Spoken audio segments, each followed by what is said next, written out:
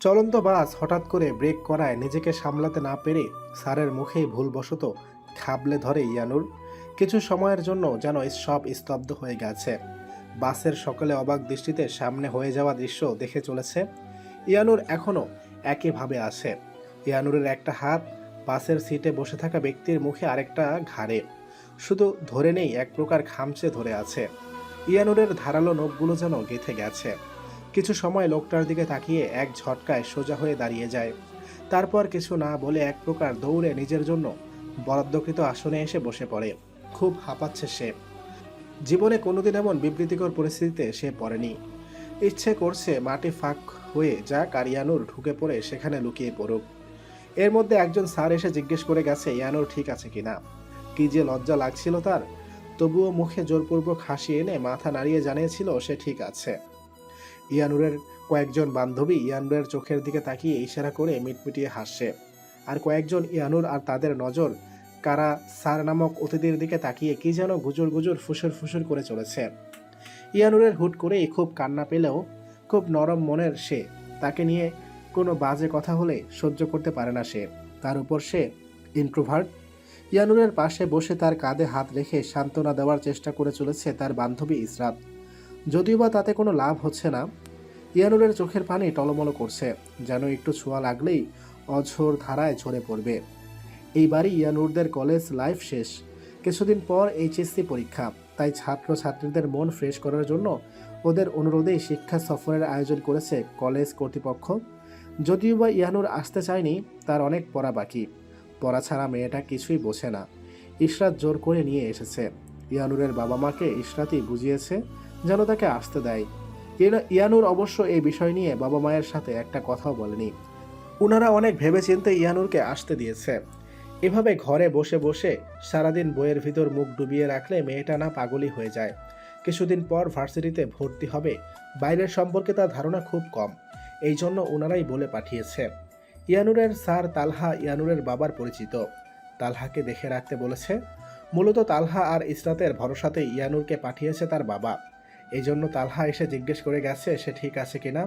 কিছুক্ষণ আগে বাসে বক্সে গান ছেড়ে সকলেই নাচছিল। এটাই ওদের কলেজ লাইফের শেষ ভ্রমণ। পরে কে কোথায় চলে যায়, দেখা হবে কিনা কোনোদিন, কেউই জানে না। তাই সকলে মিলে আনন্দ করছে।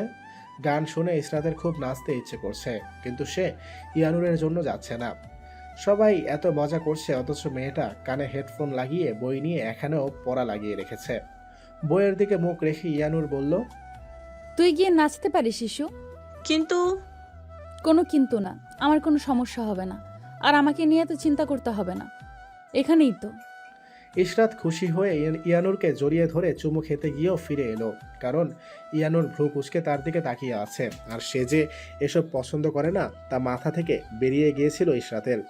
ইশরাত নাচার জন্য উঠতে উঠতে বলল, ঠিক আছে দোস্ত, তুই পড়াশুনো কর, আমি একটু নেচে আসি।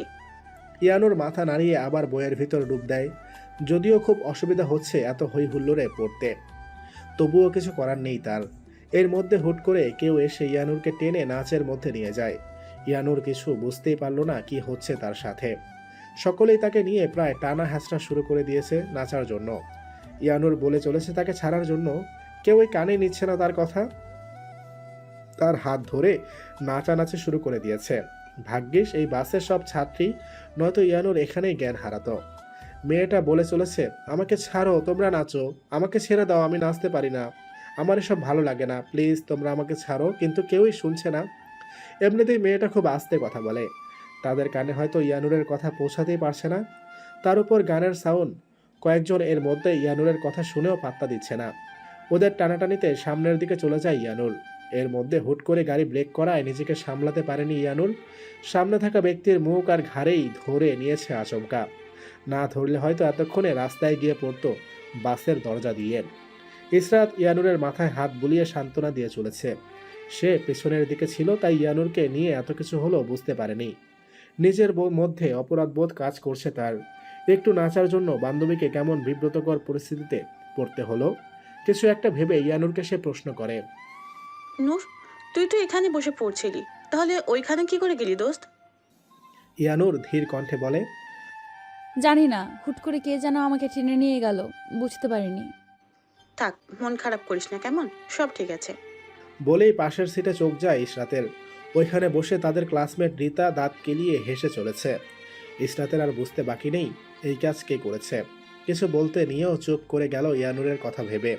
তবে চোখ দিয়ে শাসাতে ভুলল না, যেন ইশরাত চোখ দিয়েই বলে দিচ্ছে তোকে পরে দেখে দিচ্ছি। রীতা ইশরাতের চোখ রাঙানিতে পাত্তা না দিয়ে মুখ ভেঙিয়ে অন্যদিকে তাকায়। গাড়ি ব্রেক করেছে সাময়িক সময়ের জন্য। সকলে যেন একটু বের হয়ে ফ্রেশ হয়ে নেয়। ইশরাত বলার পরও ইয়ানুর গাড়ি থেকে নামলো না। গাড়ি এখন পুরাই ফাঁকা। ইয়ানুরকে একা রেখে ইশরাতও গেল না। তালহা সারি এসে পানি দিয়ে গেল। ইয়ানুর যার মুখে খাবলে ধরেছে লোকটা নাকি তালহা স্যারের বন্ধু। উনিও নাকি একজন টিচার, তবে কোথাকার তা জানা নেই। তালহা সারি নিয়ে এসেছে ওনাকে গেস্ট হিসাবে। লোকটা আসার পর থেকেই লোকটাকে নিয়ে সকলের কানা ঘোষা। লোকটাই সকলের গল্পের একমাত্র টপিক যেন। এমন ছেলে যেন জীবনে দেখেনি কয়েকজন, এমনই ভাব। চোখ দিয়েই যেন লোকটাকে গিলে খাচ্ছে, অথচ লোকটার কোন দিকে কোনো ভাবাবেগ নেই। এক মনে কানে হেডফোন গুঁজে চুপটি করে সিটে বসে আছে। পেছনে ফিরে বা আশেপাশে তাকিয়ে দেখারও প্রয়োজন মনে করছে না। নির্দিষ্ট সময়ে বাস এসে সিলেট থামে। গাড়ি থামার সাথে সাথে সকলের নামার জন্য প্রতিযোগিতা লেগে গেছে, কার আগে কে নামবে। এত ভিড় ইয়ানুরের কোনো কালেই পছন্দ না, তাই সকলে বের হলেই সে বের হবে এমন ভাবনা নিয়েই চুপচাপ বসে আছে। ইয়ানুরকে ছাড়া ইশরাতও যাবে না, তাই অজ্ঞতা সেও বসে আছে। সকলে নামার পর ইয়ানুর উঠে দাঁড়ায়। ইয়ানুরের আগে ইশরাত যাচ্ছে। ইশরাত নেমে গেছে। ইয়ানুর সামনে পৌঁছাতে কারো কণ্ঠ শুনতে পায়। কাউকে আঘাত করলে সরি বলতে হয়, কেউ কি এটা শিখায়নি? আর এত বড় বড় নখ কি জমিতে হাল চাষ করার জন্য রাখা হয়েছে? ইয়ানুর পেছনে তাকিয়ে দেখে ওই লোকটা সিটে এখনো বসে আছে, চোখ নিবদ্ধ ফোনের মাঝে, কিন্তু গালে আর গলায় ওয়ান টাইম ব্যান্ডেজ। ইয়ানুর বুঝতে পারে ওর জন্যই এমন হয়েছে, কিন্তু সে চেয়েও সরি বলতে পারল না। মুখ দিয়ে কথা বের হচ্ছে না, তাই চলে যাওয়া ধরে। পেছন থেকে বিড়বিড় করে লোকটার বলা ম্যানার্সলেস গার্ল। শব্দটা তার কানে আসতে ভুল করল না। ইয়ানুর চোখের পানি মুছতে মুছতে বাস থেকে নামে। যত মোছার চেষ্টা করছে চোখ দিয়ে, ততই পানি ঝরে চলেছে। চোখ দুটো যেন আজ প্রতিযোগিতা করে চলেছে কতটুকু পানি ঝরাতে পারে। হাত দিয়ে না মুছে এবার ওড়নার এক কোণা দিয়ে মুছে চলেছে। ইশরাত এত সময় সামনে থেকে বকবক করে এগিয়ে চলেছে। ইয়ানুর যে তার কথার একটাও শব্দ কানে নেয়নি, সেই দিকে মেয়েটার হুঁশ কোথায়। এর মধ্যে নাক টানার শব্দে নিজের কথা থামিয়ে ভ্রু কুচকে পেছনের দিকে তাকায়। তাকিয়ে অবাক হয়ে যায়, তার প্রাণপ্রিয় বান্ধবী কেঁদে কেটে নাক মুখ চোখ লাল বানিয়ে ফেলেছে। আল্লাহ নূর, তোর কি হয়েছে? ব্যথা পেয়েছিস? পড়ে যাসনি তো আবার? এই ছেমড়ি, কথা বলছিস না কেন? আমি ম্যানারলেস গার্ল? কোন ভালাই তোর এই কথা বলছে? তুই ম্যানারলেস হতে যাবি কোন সুখে, সরি দুঃখে? যে বলছে সে ম্যানার্সলেস, তার 14 গোষ্ঠী ম্যানারলেস। হাল্লার ঘরের ইয়ানুরের দিকে তাকিয়ে না মানে বলছিলাম কত বড় সাহস। ইশরাতের কথা ইয়ানুর কান্না থামিয়ে নাক মুখ কুচকে ফেলে। এই মেয়েটা কোনোদিনও নিজের ভাষা সংযত করতে পারবে না। কত করে বলেছে ইয়ানুর এমনভাবে কথা না বলতে, কিন্তু মেয়েটা শুনে কই। ইস্যু, তুই আগে তোর ভাষা ঠিক কর। ছি, কি মুখের ভাষা, ইয়াক। এমন ভাবে বলছিস কেন? তোর কান্না দেখে আমার মাথা ঠিক ছিল না, তাই আমি না চাইতেও মুখ দিয়ে বের হয়ে গেছে। এসব বাদ দে এখন, বল কান্না করছিলি কেন? আর কে তোকে ম্যানারলেস বলেছে শুনি? পরে বলবো, এখন ভেতরে চল। রোদে আমার ভালো লাগছে না, ফ্রেশ হওয়া দরকার। আচ্ছা চল। বলেই দুজন রিসোর্টের ভিতর ঢুকে পড়ে। ইয়ানুর অবশ্য চারদিক ঘুরে ঘুরে দেখে চলেছে। রিসোর্টটা বেশ সুন্দর। ইয়ানুরের প্রাকৃতিক পরিবেশ খুবই ভালো লাগে, মন চায় হারিয়ে যেতে। কৃত্রিম পরিবেশ তাকে ততটা আকৃষ্ট করতে পারে না। রিসোর্টে ঢুকে যে যার জন্য বরাদ্দকৃত রুমে চলে যায়। এক রুমে 3 জন করে থাকবে। ইয়ানুর ফ্রেশ হয়ে এসে দেখে ইশরাত বিছানায় পা হাত ছড়িয়ে ছিটিয়ে মরার মতো পড়ে আছে। ফ্রেশ হওয়ার কোনো নাম গন্ধ নেই।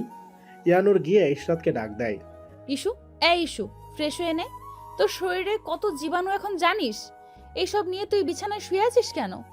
হুম, ওঠ। ইশরাত নড়ে চড়ে ঘুমু ঘুমু কণ্ঠে বলে, দোস্ত একটু ঘুমাতে দে।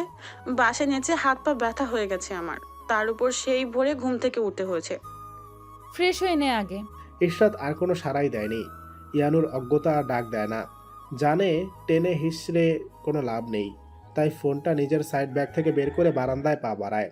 বারান্দায় গিয়ে ইয়ানুরের চোখজোড়া শীতল হয়ে যায়। একরাশ মুগ্ধতা এসে ভর করে। বাতাস এসে নিজের শরীরটা ছুঁয়ে দিয়ে যায়। চোখ বন্ধ করে ইয়ানুর নিঃশ্বাস নেয়। বারান্দা থেকে পাহাড় দেখা যাচ্ছে, কি সুন্দর দৃশ্য। ইয়ানুর কিছু সময় পরিবেশটা উপভোগ করে, তারপর বাড়িতে ফোন করে। বাবা মায়ের সাথে কথা বলতে হবে। মনটা কেমন আনচার করছে। ওদের রেখে ইয়ানুর এত দূরে কখনো আসেনি।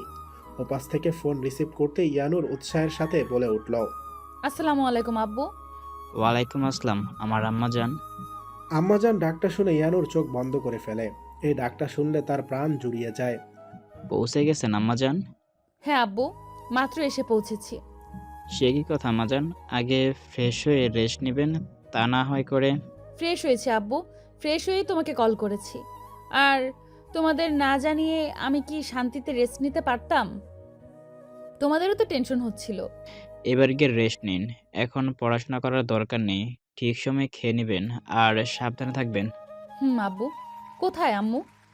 আপনার আম্মু বাড়িতে আছে, আমি একটু চা খেতে বাইরে এসেছি, পরে কথা বলে নিয়েন। আচ্ছা আব্বু, আম্মুকে কল দিও, আমি ঠিক আছি। আচ্ছা। আর চায়ে কিন্তু একদম চিনি দিতে বলবে না। তোমার কিন্তু চিনি খাওয়া বারণ। আম্মা জান। আল্লাহ হাফিজ আব্বু। ইয়ানুর তার বাবার সাথে কথা বলে রুমে ঢুকে, তারপর এক সাইডে গিয়ে শুয়ে পড়ে। ইশরাত পাশেই বেঘরে ঘুমাচ্ছে। সেই কখন থেকে তালহা হেসে চলেছে। তালহার দিকে কটমট দৃষ্টিতে কিছু সময় পরপর তাকাচ্ছে সৌন্দর্য, কিন্তু তালহা তাতে কোনো পাত্তা দিচ্ছে না। সে কিছুতেই তার হাসি থামাতে পারছে না। তোর এই ভয়ঙ্কর হাসি থামাবি তুই? সৌন্দর্যের দিকে রাগে দৃষ্টিতে তাকিয়ে বলল, একদম আমার হাসিকে ভয়ঙ্কর হাসি বলবি না বেটা। তবে বলতে পারিস যদি ভয়ঙ্করের সাথে সুন্দর শব্দটা অ্যাড করে নিস তো। সুন্দর আর তোর হাসি? ভাগ্যিস রিসর্টের রুমগুলো সাউন্ড প্রুফ, নয়তো রাতের বেলা কোনো ভূত প্রেতের হাসি ভেবে পালিয়ে যেত লোকজন। অপমান করা বাদ দে বেটা, তোর গলা আর ঘাড় দেখলে কিছুতেই আমার হাসি থামছে না। আমি কি করব বলতো? এত সুন্দর চেহারায় মনে হচ্ছে কেউ সিল মেরে দিয়েছে। শুধু তোর জন্য আমার গালে আর গলায় স্পট হয়ে গেছে। তোর জোড়াজড়িতে আমি এখানে আসতে বাধ্য হয়েছি। তাও চেয়েছিলাম আমার গাড়ি নিয়ে আসতে, কিন্তু তুই। আমার কি দোষ? আর এটা তো একটা অ্যাক্সিডেন্ট। তারপর দুষ্টু হেসে বলে, যদিও লোকে অন্য কিছু ভাববে। সৌন্দর্য তালহাকে তাড়া করে বলে, বের হ তুই আমার রুম থেকে। ভাই ভাবা যায় না, গ্রেট সৌন্দর্য ওয়াইজের গালে আর গলায় কেউ মানুষের খামচি বই ঘুরে বেড়াচ্ছে। এই ব্রেকিং নিউজটা বন্ধু মহলে জানিয়ে দেবো নাকি? বলেই চোখ মারে তালহা। সৌন্দর্য এবার নিজের পায়ের জুতা খুলে ছুঁড়ে মারে তালহার দিকে, কিন্তু তালহা ততক্ষণে রুম থেকে বের হয়ে গেছে। সৌন্দর্য গিয়ে আয়নার সামনে দাঁড়ায়, নিজের গাল আর ঘাড়ে চোখ বুলিয়ে নেয় একবার। ভোরের আলো ফুটতেই সকলকে এসে ডেকে দিয়ে যায় ম্যামরা। অবশ্য ইয়ানুরকে ডাকতে হয়নি, সে ভোর রাত থেকেই উঠেই বই নিয়ে বসেছে। কিছু সময় সিলেটের সকালের সৌন্দর্য বারান্দা থেকে দেখে এসেছে। ফুরফুরে মনে আছে সে, মায়ের সাথেও কথা বলে নিয়েছে। সকলে গিয়ে একসাথে খাবার খেয়েছে। তালহার উপর আর আরেকটা ম্যামের উপর ইয়ানুরদের দেখাশোনা ও গাইড করার দায়িত্ব পড়েছে। সকলে জাফলং যাবে, সেই অনুযায়ী ওখানে গিয়ে পৌঁছায়। এইবার বাসে তালহার সাথে লোকটা ছিল না। ইয়ানুর মনে মনে খুঁজছে একটা সরি বলার জন্য, কিন্তু কোথাও দেখতে পায়নি। এটা নিয়ে আর মাথা ঘামায়নি সে। সেখানে পৌঁছে সকলেই যে যার মতো ঘুরছে। অবশ্য বলে দেওয়া হয়েছে বেশি দূরে না যাওয়ার জন্য। এর মধ্যে ইশরাত এসে বলে, দোস্ত দেখ পড়া, হাই হাই কি সুন্দর পড়া। ইয়ানুর বোঝার চেষ্টা করে, পড়া মানে কিসের পড়া? আরে সামনে তাকিয়ে দেখ, তালহা স্যারের সাথে ওই স্যারটা, আহা কি সুন্দর দেখতে রে। উনি স্যার হলো কিভাবে? আর পড়া কি? তালহা আমাদের কি হয়? স্যার। আর স্যারের বন্ধু তো স্যারই। বুঝলাম, তাহলে পড়া কি? আরে পরীর মেল ভার্সন কি জানি না, লোকটা কত সুন্দর তাই পড়া বললাম। ইয়ানুর ইশরাতের কথায় মাথা ঘামায় না। ইশরাতকে তার সাথে আসতে বলে লোকটার দিকে এগিয়ে যায় সরি বলবে বলে, কিন্তু তালহা আর সৌন্দর্যের কাছে পৌঁছেই আরেক বিপত্তি ঘটে। পাথরের সাথে হোঁচট খেয়ে সৌন্দর্যের উপর গিয়ে পড়ে ইয়ানুর। নিজেকে বাঁচাতে সৌন্দর্যের বুকের কাছে শার্ট খামচে ধরে, যার দরুন ইয়ানুরের নখগুলো সৌন্দর্যের বুকে গিয়ে বিঁধে। সৌন্দর্য মিনিটের মাঝে ইয়ানুরকে নিজের থেকে ছাড়িয়ে নেয়, কয়েক কদম পিছিয়ে যায়, নিজের বুকের দিকে তাকিয়ে শার্ট ঠিক করতে করতে তালহার দিকে তাকিয়ে বলে, স্পেশাল চাইল্ডের জন্য আলাদা ব্যবস্থা নিতে পারিস না? তুমি নারী নাকি পরী? এই গান তো মেয়েদের জন্য গাওয়া হয়েছে, তাই আমি আপনার জন্য গাইলাম। কত কষ্ট করে মাথা খাটিয়ে বের করেছি বলেন তো। আপনি পুরুষ নাকি পড়া? সৌন্দর্য আর তালহা মুখ চোখ কুঁচকে ফেলে ইশরাতের কথা শুনে। এই মেয়েটার নির্ঘাত মাথায় সমস্যা আছে, নয়তো কী সব আবল তাবল বলে চলেছে। নূর আর সহ্য করতে পারল না ইশরাতের কথা। নিজের বান্ধবীকে স্পেশাল চাইল্ড বলে সম্বোধন করেছে, সেই দিকে খেয়ালও দিল না। আর পড়ে যেতে নিয়েছে, একবার জিজ্ঞাসা করলো না ঠিক আছে কিনা। যদি ইশরাত ধরতো ও পড়ে যাওয়ার সময়, তাহলে কি লোকটা এই কথা বলে ওকে অপমান করতে পারতো? মন থেকে যেন উত্তর এলো, উহু, কখনো না। মুহূর্তের মধ্যে মনটা খারাপ হয়ে যায়। সরি বলার কথাটা ভুলে গিয়ে ইশরাতের উপর অভিমান করে সেখান থেকে চলে যায়। ইশরাতের কথায় তালহা একটু রাগী স্বরে বলে, এই মেয়ে কি বলছো? মাথা ঠিক আছে তোমার? আমি কি হই তোমার? কেন স্যার হন? তাহলে স্যারের সামনে এসব কি করে বলছো তুমি? পরাণে ভয় ডর বলতে কিছু নেই। ঠাটিয়ে কানের নিচে একটা দিলে পরি পরা জিন ভূত সব ছুটে যাবে। যাও এখান থেকে। ইশরাত মুখ ভেঙচি কাটে, যেতে যেতে বলে, নিজে তো আমায় পাত্তা দেন না, এখন অন্য কাউকে পটাবো তার সুযোগটাও দেয় না। বাজে লোক একটা।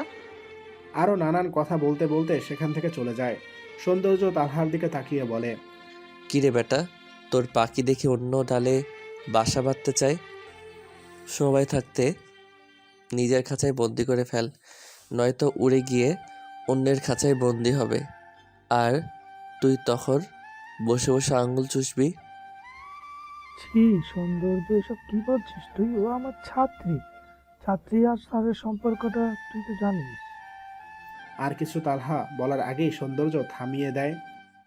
প্লিজ ভাই, অব যা, বস্তা পচা ডায়লগ মারিস না।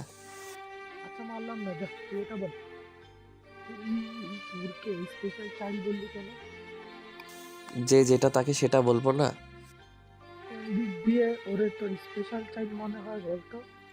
সব দিক দিয়েই, যদিও বা ভালো না দেখিনি, কিন্তু তুই আমাকে দেখতে পারিস। প্রথমে মুখ আর ঘাড়, আর এখন ডিরেক্ট বুকে। দাঁতে দাঁত চেপে বলে সৌন্দর্য। এটা অ্যাক্সিডেন্ট ছিল সৌন্দর্য। ও তো আর ইচ্ছে করে করেনি। আর তুই ভালো করে না দেখে ভুল করেছিস।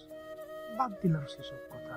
তুই কি জানিস আমাদের কলেজের সবচাইতে ব্রাইট স্টুডেন্ট হলো নূর।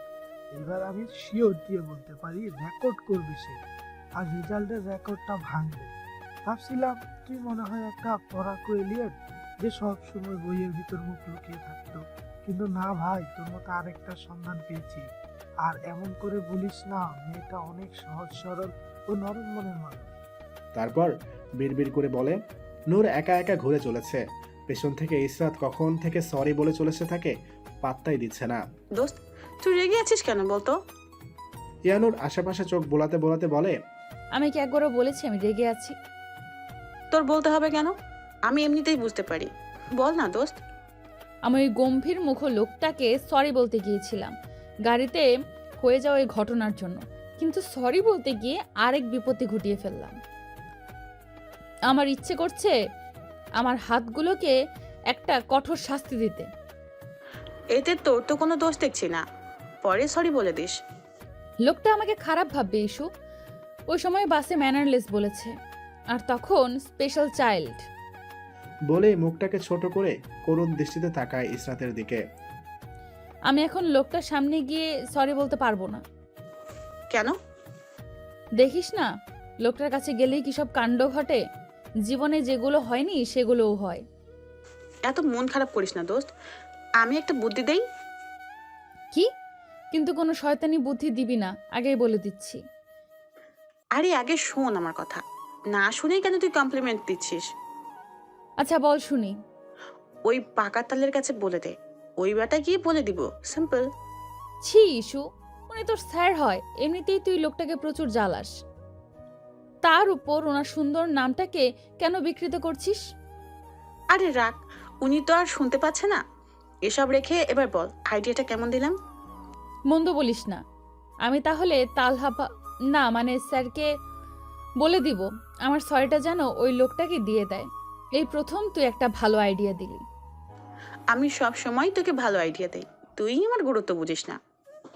মন খারাপ করে বলে ইশরাত।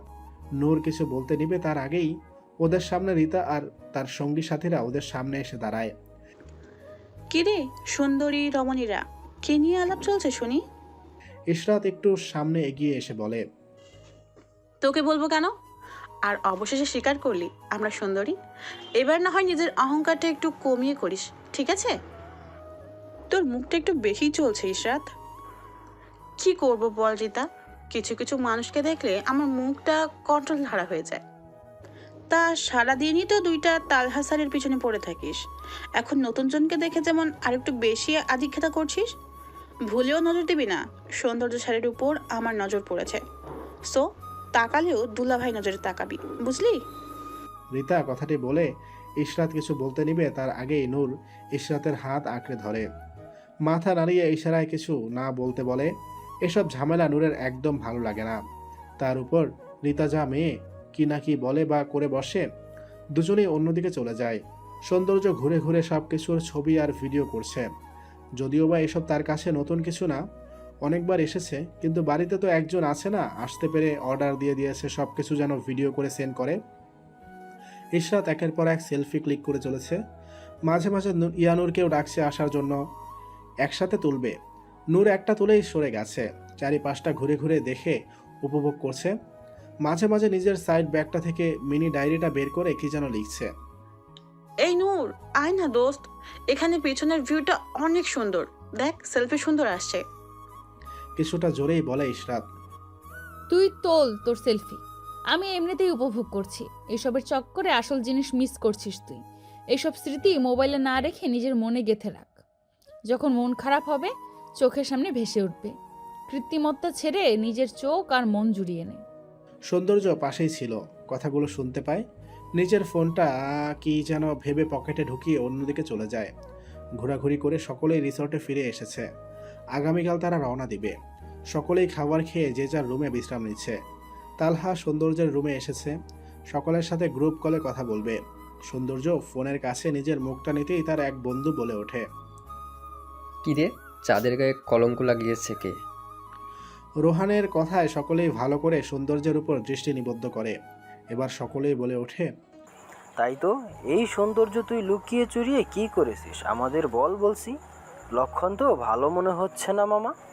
শেষমেশ তুই কি করলি আমাদের বলছিস না কেন? রোহান কৌতুক করে বলে, এই তোরা চুপ যা সবাই। আমাদের চাঁদের গায়ে কলঙ্ক লাগতে যাবে কোন দুঃখে বলতো? চাঁদের গায়ে নূরের ছোঁয়া লেগেছে, বুঝলি সবাই? তালহা বলে, কিরে, সৌন্দর্য ঘুরতে গিয়েও তুইও জুড়িয়ে ফেললি। হায় হায়, আমার এখন কি হবে রে? আমি তোকে কত ভালোবাসি এতদিন যাবৎ, তুই কিনা আমাকে ঠকিয়ে দিলি। বলেই কান্নার অভিনয় শুরু করে রোহান। সৌন্দর্য এদের মজা আর নিতে পারল না। ওরে ড্রামা বাস, তোর ড্রামা অফ কর। দিশারি কি জানে তুই সারার একটা গে? না জানলে সমস্যা নেই, আমি নিজ দায়িত্বে তাকে এই কথাটা জানিয়ে দিব। দিশারি নাম্বারটা জানি কত? মনে পড়েছে, লাস্টে 223। সৌন্দর্যের কথায় রোহানের মুখটা ছোট হয়ে যায়। এই ছেলেটার সাথে একটু মজাও নিতে পারে না। কি করে যেন সিক্রেটগুলো খুঁজে খুঁজে বের করে ফেলে। ভাই, আমি তো ওর কথা তোদের কাউকে বলিনি, তুই কি করে ওর কথা জানলি? টপ সিক্রেট বলেই সৌন্দর্য চোখ মারে। এবার জানা কথা সকলে রেহানের উপর ঝাঁপিয়ে পড়বে। সৌন্দর্য টুক করে কল কেটে দিয়ে স্বস্তির নিঃশ্বাস নেয়। তারপর তালহার দিকে রাগে দৃষ্টিতে তাকিয়ে বলে, তুই কি করে টিচার হলি? এইটা আবার কিরকম প্রশ্ন? কি রকম প্রশ্ন তাই না? তুই টিচার হয়ে এসব কি করে বলিস? নিজের ছাত্রীকে নিয়ে এসব কথা বলতে তোর মুখে বাঁধে না? কথাটা বলেই সৌন্দর্য তালহার উপর চড়াও হয়। ভাই ছাড় প্লিজ, তোর এই বডি বিল্ডার শরীরে কি করে তুই আঘাত করতে পারিস আমাকে? অনেক কষ্টে নিজেকে সৌন্দর্যের হাত থেকে ছাড়ায় তালহা। তারপর নিজের চুল ঠিক করতে করতে বলে, কোথায় তুই হাতি আর আমি মশা, নিজের দিকে তাকিয়ে তারপর আমার দিকে তাকাবি, বের মারতে আসবি? তারপর নিজের কাঁধে হাত বুলিয়ে আহ বলে রুম থেকে বের হয়ে যায়। সকাল সকাল ইয়ানুর উঠে একটু বাইরে বের হয়। নাস্তা করেই তারা রওনা দিবে। তাই ভাবলো আশেপাশের জায়গাটা একটু চোখ বুলিয়ে দেখবে। তার উপর কাল আসার সময় রিসোর্টের গেটের বাইরে একটা বকুল ফুল গাছ দেখছিল। বকুল ফুল আবার ইয়ানুরের খুব পছন্দ, তাই পা টিপে টিপে বের হয়। আশেপাশে তেমন কেউ নাই, সকলে ঘুমে বিভোর। এই সময়টা ইয়ানুরের খুব ভালো লাগে, কেমন যেন মানবহীন থাকে। কোনো কোলাহল নেই, শুধু পাখির কিচির মিচিরের শব্দটা। ফুরফুরে মন নিয়ে রিসোর্ট থেকে বের হয়ে আসে নূর।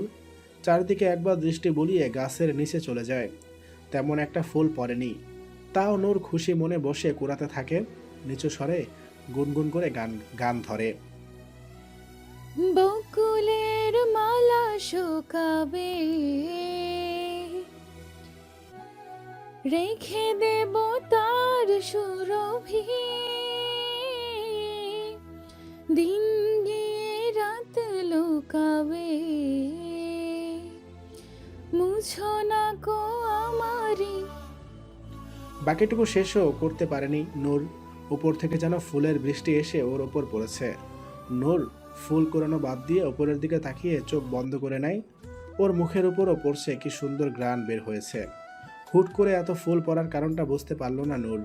এখন তেমন বাতাসও নেই। নিজের ভাবনার ব্যাঘাত ঘটে কারো গম্ভীর কণ্ঠস্বর শুনে। এই পিচ্চি মেয়ে এখানে একা একা কি করতে এসেছো? যদি ছেলে ধরা এসে নিয়ে যায়, তার উপর আবার তুমি সাধারণ না, স্পেশাল কেয়ার ছাড়া কেন বের হয়েছো? দ্রুত নিজের রুমে যাও ফার্স্ট। কথাগুলো এক নিঃশ্বাসেই শেষ করেছে সৌন্দর্য। নূর আহম্মকের মতো তাকিয়ে আছে, কিছু বলতে পারল না। কি করেই বা বলবে? সে তো নূরের সামনে গিয়ে জগিং স্যুট পরে চলে যাওয়া লোকটা তো কোনো সুযোগই দিল না, তবে অপমান করতেও ছাড়ল না। সকাল সকাল লোকটার কি এসব কথা না বললে চলছিল না নাকি? নিচে পড়ে থাকা ফুলের দিকে তাকিয়ে নূরও রিসোর্টের দিকে হাঁটা দেয়। কেন যে লোকটার সাথে দেখা হয়েছে? বাসে যে যার সিটে বসে আছে। আজ ইশরাত জানালার পাশের সিটে বসেছে। সেই কখন থেকে সে বকবক করে চলেছে, থামার নাম নেই। নূর চুপচাপ বইয়ের দিকে একবার তো ইশরাতের দিকে একবার তাকাচ্ছে।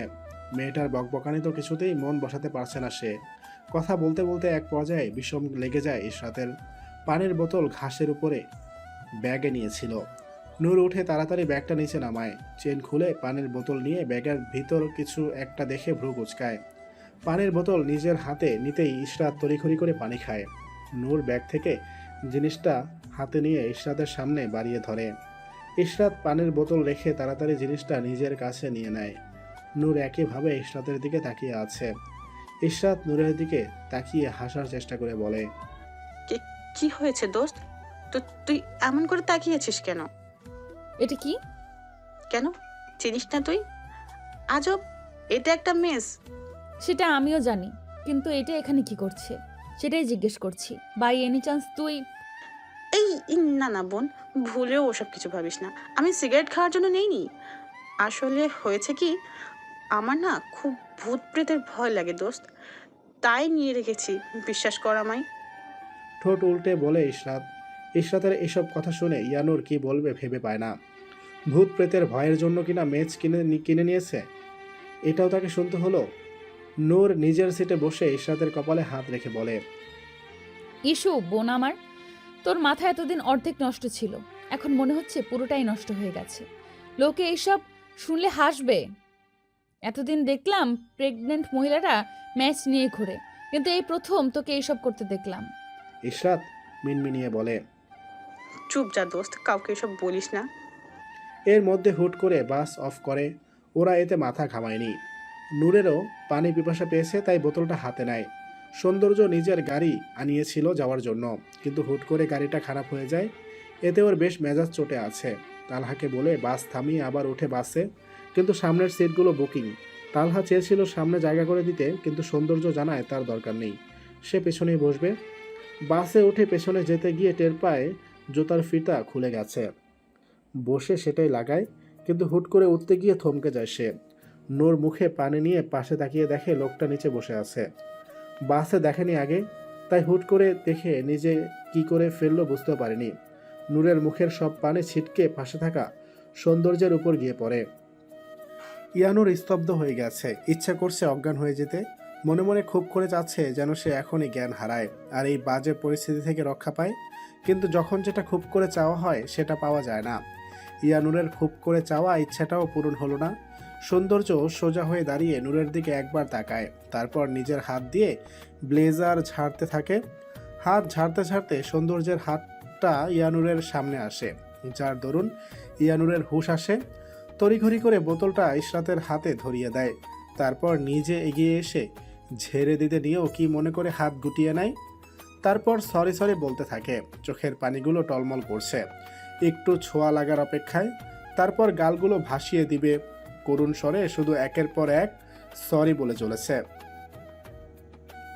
সৌন্দর্য নূরের মুখের দিকে তাকায়, তারপর চোখে চোখ রাখে। নূর চোখ সরিয়ে নেয়। অস্বস্তি হচ্ছে খুব। কি বাজে বাজে পরিস্থিতির সৃষ্টি হয় এই লোকটার কাছে যখনই আসে। সব সময় ছোট হতে হয়। লোকটা তো তাকে খারাপ মেয়ে ভাবে, হয়তো গায়ে পড়া মেয়ে ভাবে। কথাগুলো ভাবতেই টুপ করে এক ফোঁটা পানি চোখ থেকে গড়িয়ে পড়ে। সৌন্দর্য এবার খুব কৌশলে ওর চোখ জোড়া ঘুরিয়ে নেয়, তারপর নূরকে উদ্দেশ্য করে বলে, তুমি বলতে গিয়েও থেমে যায়। ফোঁস করে একটা নিঃশ্বাস ছাড়ে, পেছনে যেতে যেতে বলে, ইটস ওকে। নূর ঘাড় ঘুরিয়ে সৌন্দর্যের যাওয়ার দিকে তাকিয়ে ধপ করে নিজের সিটে বসে পড়ে। বসেই চোখ জোড়া বন্ধ করে ফেলে। জোরে জোরে শ্বাস নিচ্ছে সে। মনে হচ্ছে কয়েকশো মিটার দৌড়ে এসে হাঁপিয়ে গেছে। ইশরাত এত সময় সিটে বসে দুজনের কাণ্ড দেখেছে সরু চোখে। মনে মনে ভাবছে যত প্রকার সমস্যা আছে সব এদের সাথেই ঘটছে সিনেমাটিকভাবে। কি আশ্চর্য ব্যাপার! অন্য সময় হলে নূরকে খ্যাপাতো সে, কিন্তু এখন কেন যেন ইচ্ছে করলো না। হয়তো বিব্রত বোধ করবে। সৌন্দর্য বসে বসে ফোনে ব্যস্ত হয়ে আছে। তালহা কিছু সময় পর পর এসে সৌন্দর্যকে বিরক্ত করে যাচ্ছে। ছাত্রীদের কি লাগবে, কেউ বমি টমি করবে কিনা জিজ্ঞেস করছে। নূরদের সিটে এসে জিজ্ঞেস করে, নূর, তুমি ঠিক আছো? নূর এত সময় সিটে মাথা হেলিয়ে চোখ বন্ধ করেছিল। তালহা স্যারের প্রশ্নে চোখ খুলে তাকায়, ঠিক হয়ে বসে জানায় সে একদম ঠিক আছে। তাহলে চোখ মুখ এমন দেখাচ্ছে কেন? অসুস্থ বোধ করলে বা খারাপ লাগলে কিন্তু বলবে আমাকে, আর বমি আসলেও বলবে। নূর তালহা স্যারের কথায় মাথা নেড়ে সম্মতি জানায়। তালহা চলে যেতে নিয়েও ইশরাতের কথায় থেমে ভ্রু কুঁচকে ইশরাতের দিকে তাকায়। আশেপাশে মানুষের চোখ যায় না, আমাকে জিজ্ঞেস করার প্রয়োজনও মনে করলো না। আমি কি মানুষের পকেটে বমি করব যদি আমার বমি পাই?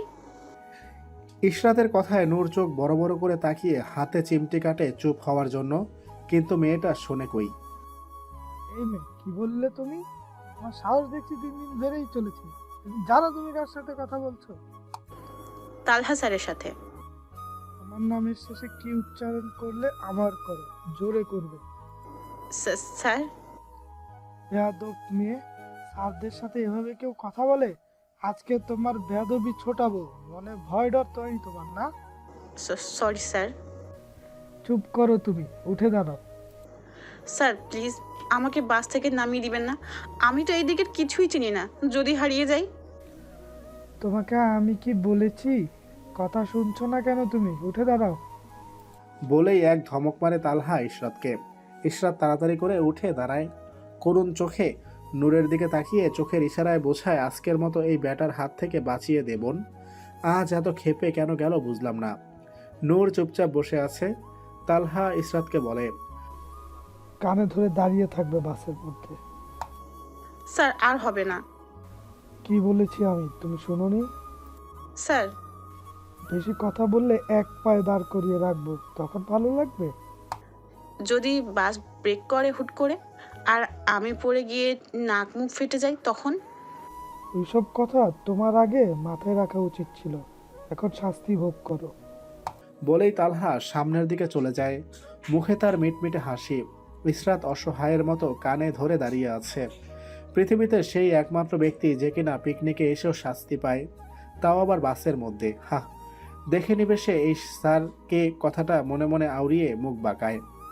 বাস ঠিক সময়ে এসে থামে।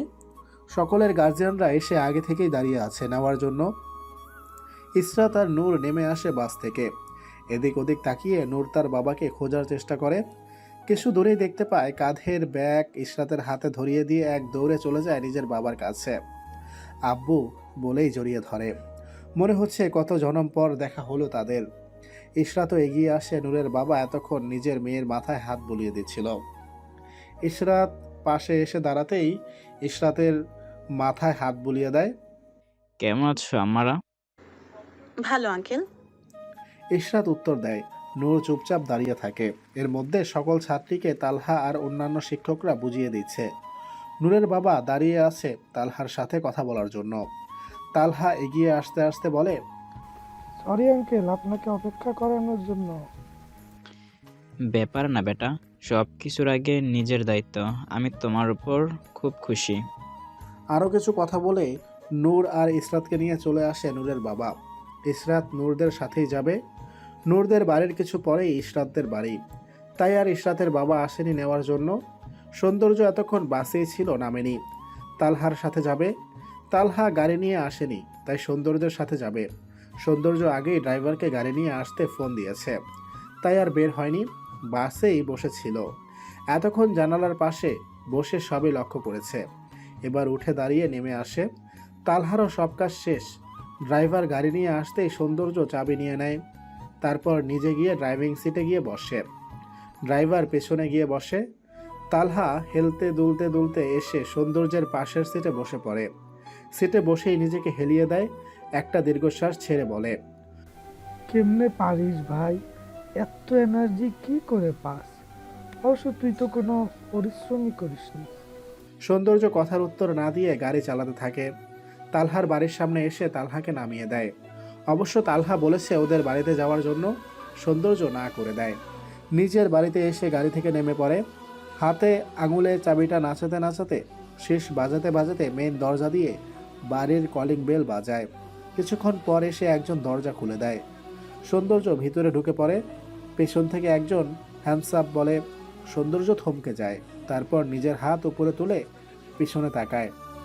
সৌন্দর্য হাত উঁচু করেই পিছনে ফিরে তাকায়। তারপর অন্যদিকে তাকিয়ে মিটমিটিয়ে হাসে। হাসি থামিয়ে মুখটাকে কিছু দুঃখী ভাব ফুটিয়ে তোলে। তারপর হাঁটু মুড়ে বেঁচেতে বসে পড়ে।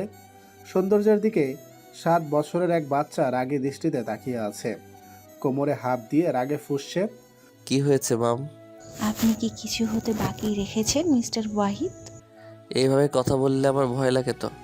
উফ মিস্টার ওয়াহিদ, একদম ড্রামা করবেন না। আমি আপনাকে হাড়ে হাড়ে চিনি। আমার মা আমাকে না চিনলে কে চিনবে?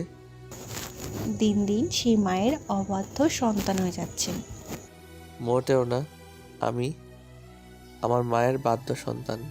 ওদের কথার মাঝে একজন বলে ওঠে, কিরে ফাতু, আমার জামাইটা আসতে না আসতেই তুই শাসন করা শুরু করে দিলি। উফ বুড়ি, ইটস ফাতিয়া নট ফাতু। আর তোমার জামাই হওয়ার আগে আমি তার কে হই জিজ্ঞেস করে এই বাউন্ডেলে ছেলেকে। দেখ দাদু ভাই, দেখ এই বয়সেই কি রকম করে কথা বলে। মনে হচ্ছে বয়স 7 না 70 পেরিয়ে গেছে। মিস্টার ওয়াহিদ, আমি আপনার কে হই? অবশ্যই আমার মা। তাহলে আমাকে শাসন করার অধিকার কার বেশি, আমার না তোমার এই বুড়ি বউয়ের?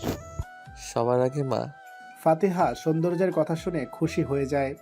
এগিয়ে গিয়ে জড়িয়ে ধরে চুমু খায়। সৌন্দর্যও চুমু খায় ফাতিহার কপালে। আমি যে তোমাকে কি বলেছিলাম সেটা করেছো? তুমি কিছু বলেছো আর আমি সেটা করিনি, এমন কোনোদিন হয়েছে? কখনো না। এবারও তোমার কথা মতোই সব হয়েছে। কথাটুকু বলে সৌন্দর্য উঠে দাঁড়ায়। সোফায় নিজের শরীরটা হেলিয়ে দিয়ে বলে, একটু পানি দাও তো মম। তোমার হাতে পানি না খেলে কি আমার তৃষ্ণা মিটে? ফাতিহা দৌড়ে চলে যায় সৌন্দর্যের জন্য পানি আনতে। কিছু সময়ের মাঝেই পানি নিয়ে ফিরে আসে। সৌন্দর্যের হাতে দেয়। সৌন্দর্য মুচকি হেসে পানিটুকু নিয়ে এক নিমিষে সবটুকু শেষ করে। তারপর টেবিলে গ্লাসটা রাখে। ফাতিহাকে তুলে নিজের কোলে তুলে নেয়। ফাতিহা কোলে বসে নিজের হাত বাড়িয়ে দেয়। সৌন্দর্য নিজের পকেট থেকে ফোন বের করে ফাতিহার হাতে ধরিয়ে দেয়। এটাতে সব আছে মম, তুমি যেভাবে বলছো সেভাবেই করেছি। ফাতিহা সৌন্দর্যের কথা শুনে লাফিয়ে ওঠে। ফোনটা হাতে নিয়ে একটু দেখেই ওয়াও বলে চিল্লিয়ে ওঠে। সৌন্দর্য ফাতিহার মাথার চুলগুলো হাত দিয়ে এলোমেলো করে দেয়।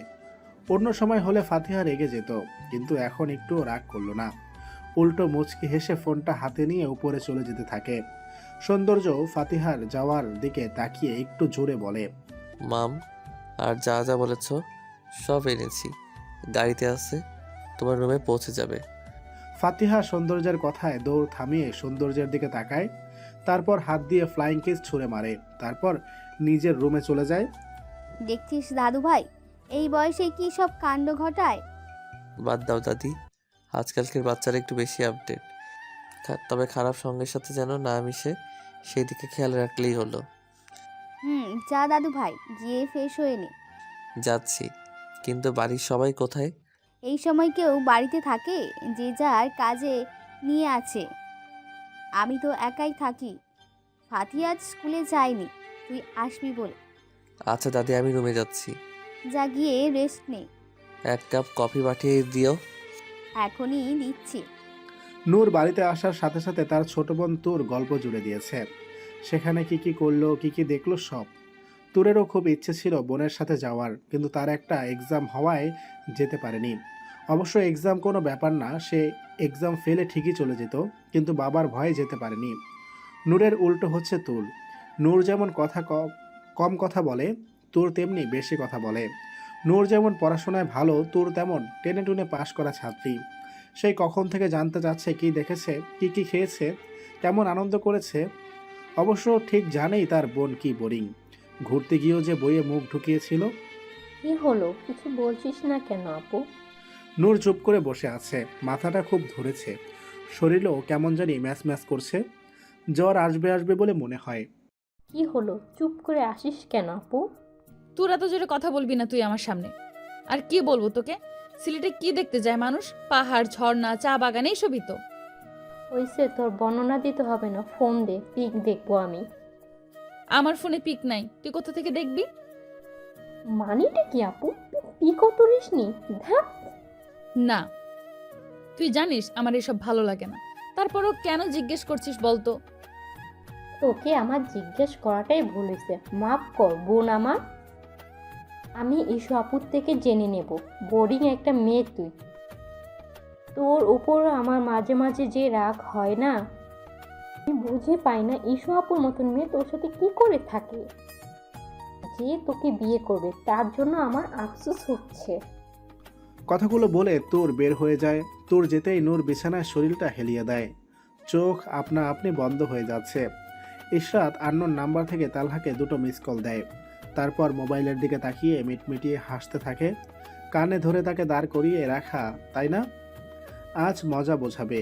তালহা ঘুরে এসে খুবই ক্লান্ত। মোবাইল সাইলেন্ট করেনি, তাই রিংটোনের আওয়াজে নড়ে চড়ে আবার ঘুমিয়ে যায়। অপর পাশ থেকে কোনো প্রতিক্রিয়া না পেয়ে ইশরাত আবার কল করে।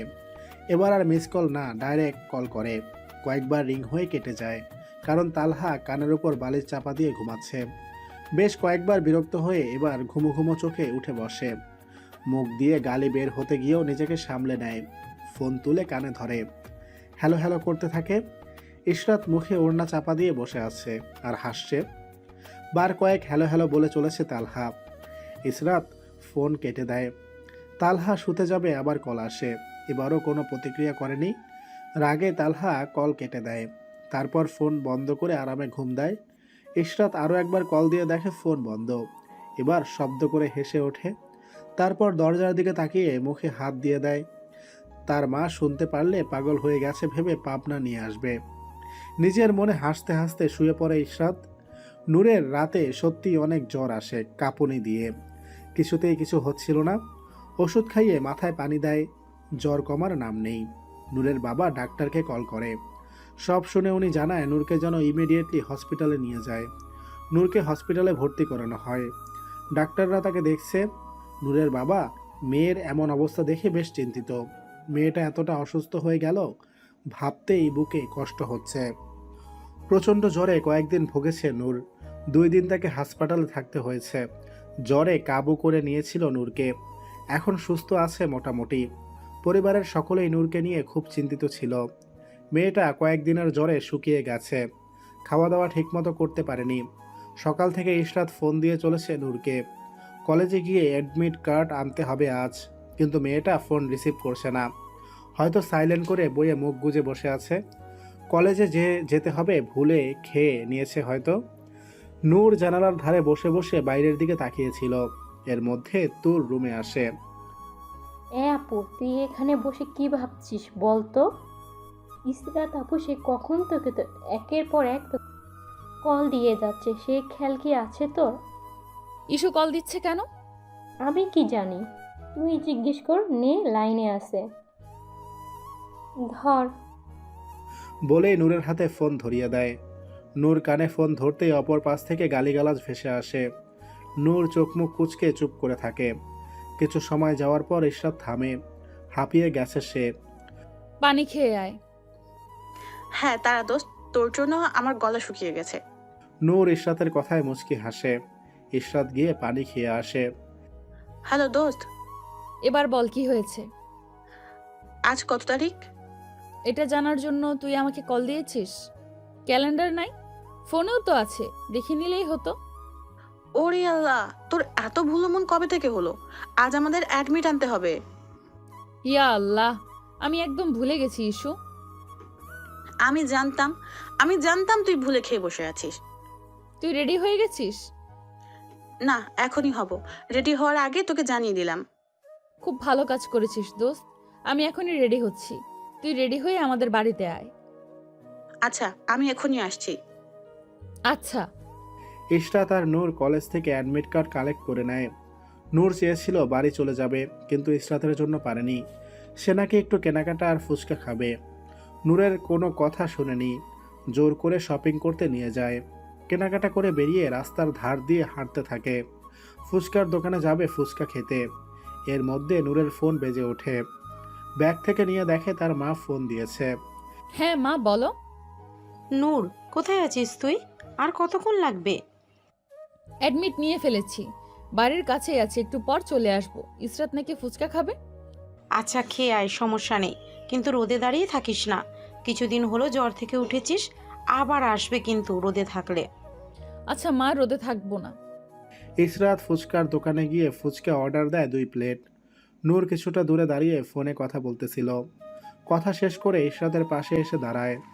ইশরাত ফুচকাগুলো একটু ঝাল দিয়ে বানানোর কথাই বলেছে। নূর যে কম ঝাল খায় সেটা ভুলেই গেছে। নূরেরও মনে ছিল না ঝাল কম দেওয়ার কথা বলতে। নূর ভেবেছে ইশরাত ফুচকাওয়ালা মামাকে আগেই বলে দিয়েছে ঝাল কম দেওয়ার কথা। ফুচকা দিলে দুজনেই বসে খাওয়া শুরু করে। নূর একটা মুখে দিয়ে থম মেরে থাকে। ইশরাতের দিকে একবার তাকিয়ে অনেক কষ্টে মুখের ফুচকাটা শেষ করে। চোখ মুখ ইতিমধ্যে লাল হয়ে গেছে। চট করে ফুচকার প্লেট রেখে উঠে পড়ে। এই দিক ওই দিক তাকিয়ে হাত দিয়ে বাতাস করতে থাকে। নূর, এই নূর, কি হয়েছে তোর? খাওয়া রেখে উঠে পড়লি কেন? নূর কিছু বলছে না, ছটফট করতে থাকে শুধু। ইশরাত নূরের কাণ্ড দেখে নিজের প্লেট রেখে উঠে দাঁড়ায়। নূরের দিকে তাকিয়ে আতকে ওঠে। এই নূর, তোর মুখে কি হয়েছে? ইস্যু, পানি দে। ইশরাতের এতক্ষণে খেয়াল হয় সে কি করেছে। নূর যে ঝাল খেতে পারে না সেটা মাথা থেকে বেরিয়ে গেছে। তাড়াতাড়ি গিয়ে ব্যাগ থেকে পানি নিতে গিয়ে দেখে বোতল পুরো খালি, পানির ছিটে ফোঁটাও নেই। ফুচকাওয়ালা মামাকে বলে পানি দিতে। নূর হাত দিয়ে মুখে বাতাস করছে, চোখ দিয়ে তার টপ টপ করে পানি ঝরছে। এর মধ্যে কেউ পেছন দিক দিয়ে জামা ধরে টান দেয়। নূর পেছনে ঘুরে তাকিয়ে দেখে একটা বাচ্চা মেয়ে দাঁড়িয়ে আছে। কিছু বোঝার আগেই হাত ধরে টান দেয় বসার জন্য। নূর হাঁটু মুড়ে বসে। মেয়েটা নিজের গলা থেকে ওয়াটার বোতলটা নিয়ে নূরের হাতে ধরিয়ে দিয়ে বলে, খেয়ে নাও এটা। নূর ঝালের কথা ভুলে মেয়েটার দিকে তাকিয়ে আছে। মেয়েটা গম্ভীর গলায় বলে, কি হলো, খাচ্ছ না কেন? আমি মুখ লাগিয়ে খাইনি, খেতে পারো। নূর কিছু না ভেবে মাথা নাড়িয়ে সম্মতি দিয়ে পানি খেয়ে নেয়। কিছু সময় নিয়ে নিজেকে স্বাভাবিক করে। তারপর মেয়েটার দিকে তাকায়। কি মিষ্টি দেখতে মেয়েটা, কিন্তু মুখটা কেমন গম্ভীর করে রেখেছে, মনে হচ্ছে মুরব্বি। নূর মেয়েটার হাত ধরে নিয়ে চেয়ারে বসায়। তোর নাম কি বাচ্চা? আমি বাচ্চা না। নূর ইশরাতের দিকে তাকায়। তাকিয়ে দেখে ইশরাতও মেয়েটার দিকেই তাকিয়ে আছে। আচ্ছা, এবার বলো তো তোমার নাম কি? আমার নাম ফাতিয়া ওয়াহিদ। ওয়াও, কি সুন্দর নাম, ঠিক তোমার মতো। সবাই তাই বলে। ইশরাত মনে মনে বলে, বাপরে, কি ভাব এই বাচ্চা মেয়ের। তুমি এখানে কার সাথে এসেছো? আর তোমার সাথে লোক কোথায়? আমি স্কুলে এসেছি, আর আমার সাথে ড্রাইভার আঙ্কেল আছে, ওই যে ওই পাশে। ফাতিহা হাত দিয়ে দেখিয়ে দেয়। নূর চোখ ঘুরিয়ে তাকিয়ে দেখে একটা গাড়ি দাঁড়িয়ে আছে। তাহলে তুমি ওই পাশে না দাঁড়িয়ে এখানে কি করছো? আমি গাড়িতে উঠতে গিয়ে দেখি তুমি ঝালে কেমন করছো। তাই আমার কাছে পানি ছিল, তোমার জন্য নিয়ে এসেছি। তারপর চলে যেতে যেতে নিয়ে পেছনে ফিরে বলে ওঠে।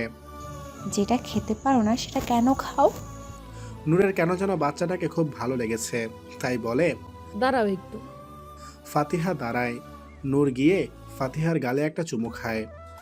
তুমি অনেক ভালো তিহা বেবি। ফাতিহা কিছু না বলে নূরের দিকে তাকিয়ে তাড়াতাড়ি চলে যায়। নূর কিছুই বুঝলো না হুট করে কি হলো।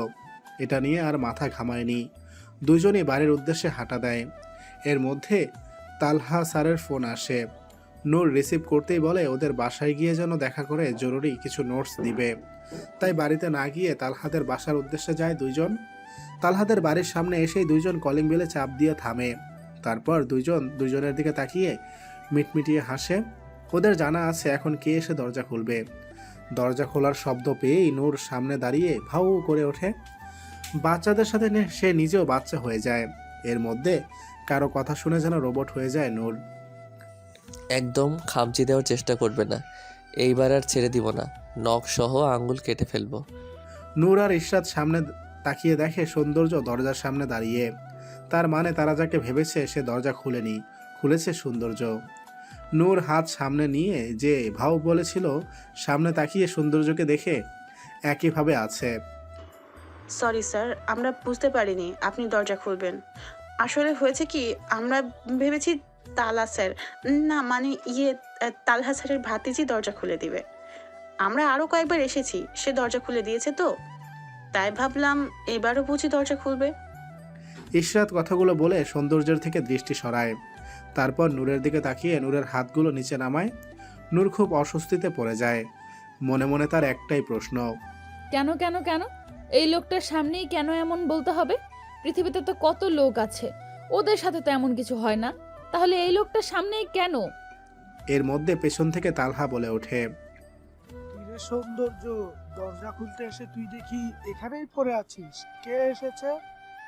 বলেই সৌন্দর্যর পেছন থেকে উকি দিয়ে দেখে দরজার বাইরে নূর আর ইশরাত দাঁড়িয়ে আছে। ও, তোমরা এসে গেছো, ভেতরে এসো, বসো। এই সৌন্দর্য, সাইড দে ওদের। দরজার সামনে এমন ভাবে দাঁড়িয়ে থাকলে ওরা ভিতরে প্রবেশ করবে কিভাবে? সৌন্দর্য তালহার কথায় সাইড হয়ে দাঁড়ায়। ইশরাত ভেতরে আগে আগে ঢুকে পড়ে। পেছন পেছন নূর গুটি গুটি পায়ে যায়। ইশরাতের কানের কাছে মুখ নিয়ে নূর বলে, ইস্যু এমন ভাবে কেউ ভেতরে ঢুকে নাকি? কি ভাববে ওনারা? লজ্জা শরম নেই তোর? চুপ যা বোন, নিজের শ্বশুর বাড়িতে আবার কিসের লজ্জা শুনি? শ্বশুর বাড়ি মানে? শ্বশুর বাড়ির মানে জানিস না? এটা তো তালহা স্যারের বাড়ি, আর উনি তোর দোলা ভাই। বলেই ওড়নার কোনাটা দুই হাতে কসলাতে কসলাতে লাজুক হাসে, যেন সে লজ্জা পেয়েছে খুব। ওদের কথার মাঝখানেই তালহা বলে, তোমরা একটু বসো, আম্মু বাড়িতে নেই, ভাবিকে নিয়ে একটু বেরিয়েছে। দাদি আছে, তবে উনি ঘুমাচ্ছে।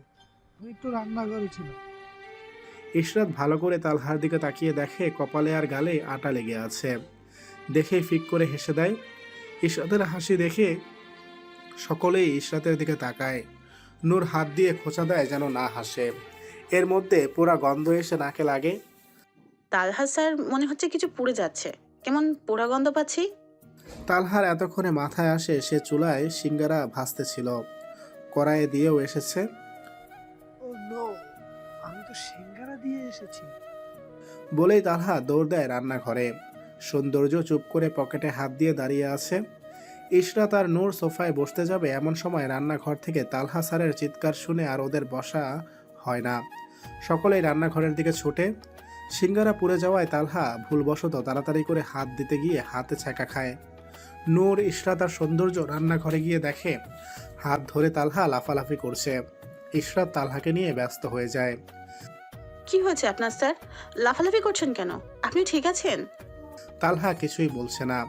এবার সৌন্দর্য ভ্রু কুঁচকে বলে, তোর ব্যাঙের মতো লাফালাফি শেষ হলে বলবি কি হয়েছে, আমাদের বললে খুবই উপকার হতো। গরম চেকা লাগছে ভাই। ইশরাত তালহার কথা শুনে কাউকে পরোয়া না করে তালহার হাত ধরে টেনে বসার ঘরে নিয়ে যায়। তারপর টেবিল থেকে গ্লাস এনে হাতটা ডুবিয়ে দেয়। তালহাকে জিজ্ঞেস করে ফার্স্ট এড বক্সটা নিয়ে এসে বার্ন ক্রিম লাগিয়ে দিতে থাকে হাতে। সৌন্দর্য বসার রুমে এসে দেখে ইশরাত সুন্দর করে চিকিৎসা করছে তার বন্ধুর। তালহা চুপচাপ শুধু দেখে চলেছে, কিছু বলছে না। সৌন্দর্য ওদের সামনের সোফায় বসে পড়ে। নূর রান্নাঘরেই আছে, রান্নাঘরকে যাচ্ছে তাই অবস্থা করে ফেলেছে। এসব নূরের একদম ভালো লাগছে না। হাতের ব্যাগটা সোফাতেই আছে। নূর আর কিছু না ভেবে আগে চুলার আগুনটা নিভিয়ে ফেলে, তারপর ছড়িয়ে ছিঁড়ে থাকা সব কিছু এক এক করে গোছাতে থাকে।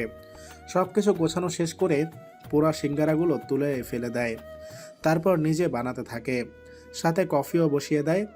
তালহা নিজের হাতের দিকে তাকিয়ে তারপর আশেপাশে চোখ বুলিয়ে দেয়। নূর কোথায় চলে গেল? ইশরা তো তাকিয়ে দেখে নূর নাই, তাই ডাক দেয়, নূর কোথায় তুই? নূরের কোনো সারা শব্দ না পেয়ে তালহা আর ইশরাত দেখতে যায় কোথায় আছে। গিয়ে দেখে রান্নাঘরে। তালহা অনেক করে বারণ করেছে এসব করতে হবে না, কোনো দরকার নেই এসবের, কিন্তু তালহার কথা নূর শোনেনি। বেশি সময় লাগবে না, হয়ে গেছে প্রায়। আর ওর কান্না করতে ভালোই লাগে। অজ্ঞতা কি আর করার, তালহা রান্নাঘর থেকে বের হয়ে আসে। ইশরাত নূরের পাশে দাঁড়িয়ে থাকে। তালহা বের হয়ে সৌন্দর্যের দিকে তাকায়। সৌন্দর্য যেখানে বসে আছে সেখান থেকে রান্নাঘর পুরোটা দেখা যায়। তালহা গিয়ে সৌন্দর্যের পাশে বসে, তারপর কাঁধে হাত রেখে বলে ওঠে, আমি তোর মতিগতি কিছুই বুঝতে পারছি না ভাই। কিসের মতিগতি? এই যে আমরা নূরকে খুঁজতেছিলাম, তোর এখান থেকে সব দেখা যাচ্ছে নূর কি করছে। এখন এটা বলিস না তুই দেখিসনি, তাও তুই আমাদের বলিসনি। আর না তাকে আটকেছিস। আমি আটকাবো কেন? কি ধরনের কথা বলছিস তুই সৌন্দর্য? কিছুই না, শালির হাতে রান্না খাওয়ার সুযোগ পেলি তাই আর কিছু বলিনি।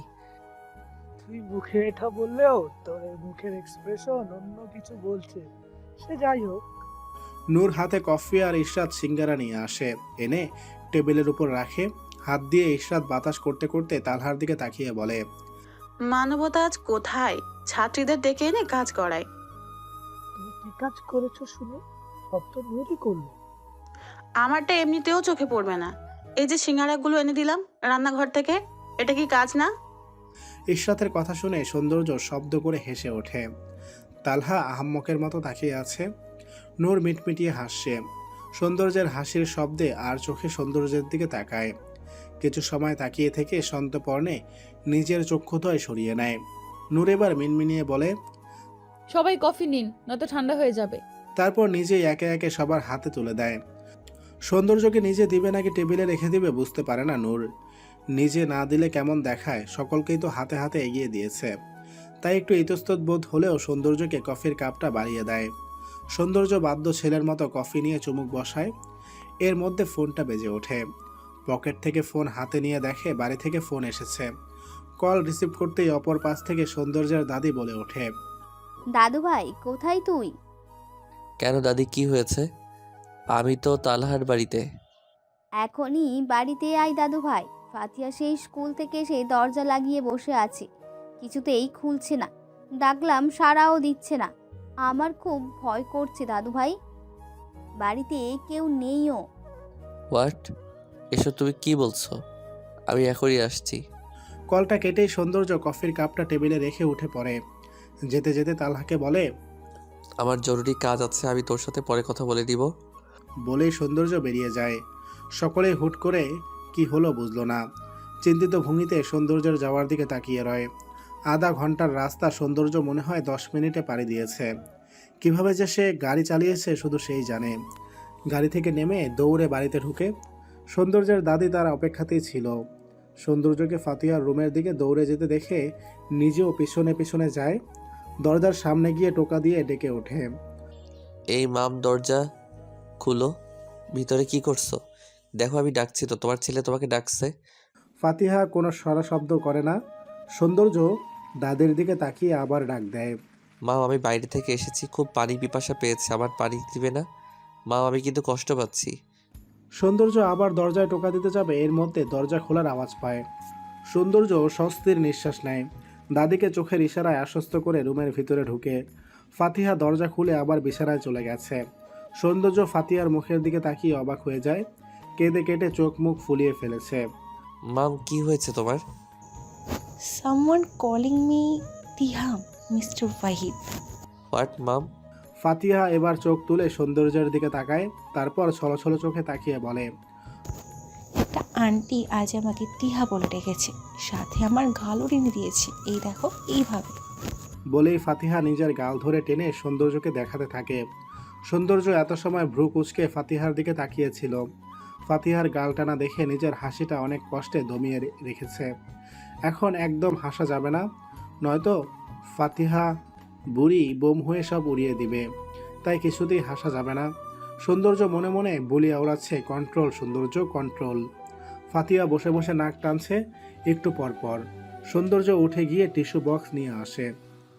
মাম, এখানে আসো আমার কাছে। তোমার ঠান্ডা লেগে গেছে। এত কেউ কাঁদে? আমাকে তিহা বলেছে, আর আমি কাঁদবো না? তোমার ওই আন্টিটা হয়তো জানতো না তুমি তিহা বলা একদম পছন্দ করো না বা ইমোশনাল হয়ে যাও। আচ্ছা তুই বলো তো, ওই আন্টিটার কি কোনো দোষ আছে এখানে? উহুম, এটাই তো সে না বুঝে তোমায় বলে ফেলছে। এতে কারো কোনো দোষ নেই। আর তোমাকে নিজেকে অনেক শক্ত করে গড়ে তুলতে হবে। নিজে এইভাবে ভেঙে পড়লে চলবে? তুমি না আমার ব্রেভ গার্ল। ইয়েস।